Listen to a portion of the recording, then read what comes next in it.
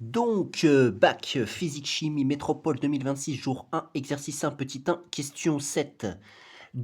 On étudie un lave-linge, avec une cuve de lave-linge et une chambre de compression à côté qui sert à mesurer une certaine pression, et ainsi, indiquer, si le lave-linge doit s'arrêter d'être rempli, avec de l'eau. Hem, on avait déterminé dans la question 6 que, une relation entre la variation de pression, dans la chambre et dans la cuve, qu'il y avait cette relation qui est là avec ZA et ZB qui sont les hauteurs. ZA, c'est la hauteur de l'eau, dans la cuve et ZB, c'est la hauteur de l'eau dans la chambre de compression. Donc en fait, on a la cuve qui est comme ça pour rappeler et là, on a la chambre de compression. Hem, Ici, on a l'eau qui se remplit dans la cuve ici. En même temps, elle se remplit dans la chambre de compression, mais pas à la même hauteur.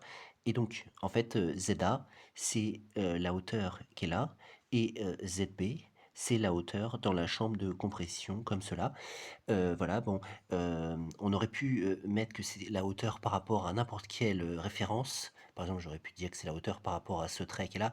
Bon, mais en fait, pour simplifier, on a le droit de choisir le niveau de référence que l'on veut, et donc c'est la base de la cuve qui est le mieux de choisir. Voilà, donc on avait cette relation entre les variations de pression au point A qui est là et au point B qui est là. Voilà, A et ici B. Et qu'est-ce qu'ils nous disent au début de cette question? Juste avant, ils nous disent que lorsque la machine n'est pas en phase de test et sans linge, la surpression vaut ΔP égale 150. C'est-à-dire que cette valeur-là vaut 150 pascal. On considère que la hauteur d'eau dans la chambre de pression H est négligeable devant la hauteur dans la cuve. Donc c'est-à-dire que la hauteur d'eau qui est ici, qui s'appelle H également, ici on pourrait dire que c'est H, elle est négligeable. Donc négligeable, ça veut dire que ce sera 0. Il faudra prendre 0 dans nos calculs. Et maintenant, dans la question 7, on nous dit déterminer le volume d'eau contenu dans la cuve en fonctionnement normal et sans linge. Voilà, donc comment est-ce qu'on va faire? Parce que bon, s'il y a du linge, ça fait un volume plus grand, hein, donc là, on se simplifie, on fait sans linge.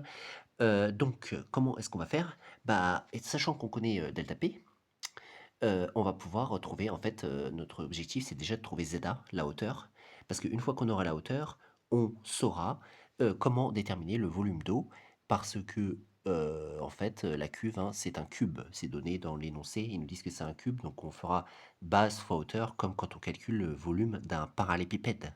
Puisqu'on sera dans cette situation, on aura en fait un parallépipède comme cela, rectangle, qui a une base carrée, comme cela. Et donc, nous, on a ZA qui est ici. Et si on trouve ZA, sachant qu'on connaît les dimensions du cube de cette cuve, qui sont A, parce que c'est donné dans l'énoncé également, dans les données, A qui vaut 0,6 mètres, c'est-à-dire 60 centimètres, on pourra déterminer le volume d'eau. Là, on a la cuve qui est là, qui est un peu plus grande, parce que la cuve n'est pas complètement remplie, comme cela. Et on pourra trouver le volume d'eau qui est ici. Donc, notre objectif, c'est déjà déterminer cette hauteur qui est là. Et donc, pour cela, bah, on utilise la relation de delta P qui a été obtenue à partir de la loi fondamentale de la statique des fluides dans la question précédente. Et donc, on a déjà ρg ZA moins ZB, comme cela. Euh, Nous, notre objectif, c'est de trouver ZA. On pourrait dire or ZB égale 0, car le volume euh, dans la chambre de compression est négligeable, enfin la hauteur d'eau en fait, c'est-à-dire le volume d'eau dans la chambre de compression est négligeable. Donc du coup, on se retrouve avec delta P qui va être égal à ρ g ZA. Je rappelle que j'ai pris la hauteur de référence par rapport à la base de la machine, parce qu'on a le droit de choisir, quand on fait la loi de statique des fluides, une hauteur de référence donnée qu'il faut se fixer. Pour la hauteur du fluide en question, de ZA et ZB par exemple. Et donc nous, on va pouvoir trouver ZA. on va diviser des deux côtés par ρ g.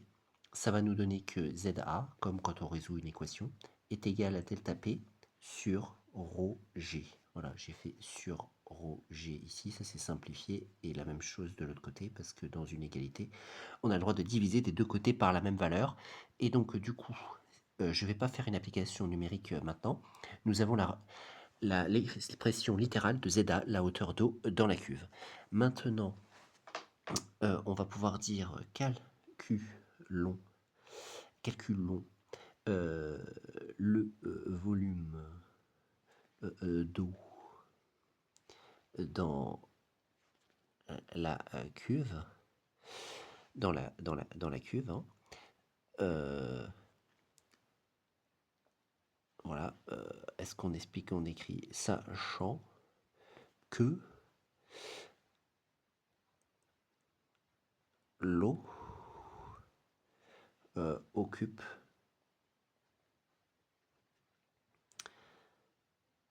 un pavé, on va dire un pavé droit, ça s'appelle un pavé droit, un parallélépipède rectangle, un pavé droit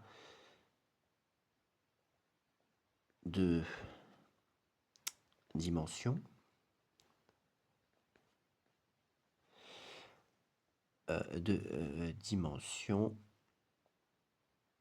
donc de dimension donc là il faut donner les dimensions, donc on va dire côté de la base de point c'est A qui est égal à 60 cm comme c'était donné dans l'énoncé. Donc ça c'est les deux côtés de la base. Deux côtés de la base, 0A est égal à 60 cm.